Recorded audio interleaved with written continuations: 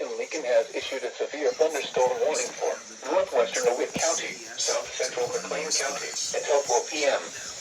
At 3:21 p.m., a severe thunderstorm was located near Hayward, or 9 miles northwest of Clinton, moving northeast at 25 miles per hour. Expected hazards include 60 miles per hour wind gusts and quarter-size hail. This is a radar indicator. The following events are expected. Hail damage to vehicles is expected. Expect wind damage to roofs, siding, and trees.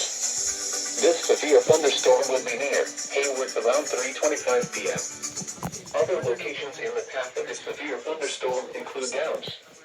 This includes the following highways: Interstate 55 near mile marker 153. Interstate 74 between mile markers 134 and 152.